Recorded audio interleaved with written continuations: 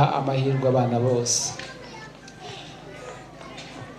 Ikindi rero nagira ngo mbabwire ku bijyanye na Bright Future nuko tugira clubs, tugira leadership, tugisha abana leadership, bagira igihe cyo gutembera bakajya ku bindi bigo. Mbese izo ni programme zigerageza kugira ngo zihe ireme uburezi abana bacu babona hano muri Bright Future Academy.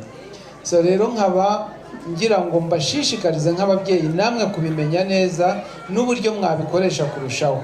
Nibyo ngira ngo MC yavugaga kare, ibi byose mwabonye hano abantu mumbiye mu cyo twise Bright Future Performing Group, bivuga ngo nimugira ibirori mushaka ko babasusurutsa bazahaba, bifuza ko baza kubigisha bazahaba. So rero iyi Bright Future Academy ntabwo ngita ishuri nk'ayandi mashuri.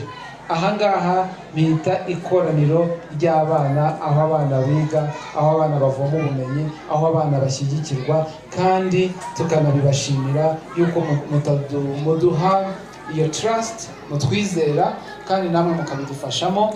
Murakoze. Sinshaka gutinda cyane, hari byinshi navuga kuko umutima wanjye uruzuye pe nishimwe, cyane cyane ishimwe ku Mana idushoboza ibi byose, ariko kandi nkaha ishimwe no kw'ababyeyi. Ibyo mukora ni ibitangaza, ngira ngo wenda si harimo amazina menshi ariko akikunze no kugaruka murebye nko kuri social media.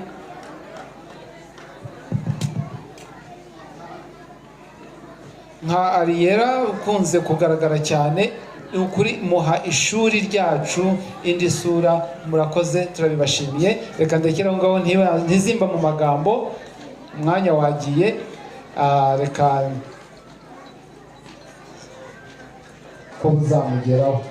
Icy'ingenzi ni uko twebwe dushyira imbaraga kugira ngo abana bafite.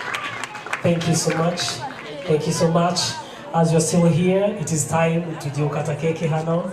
Ubwo rero tujye kubanza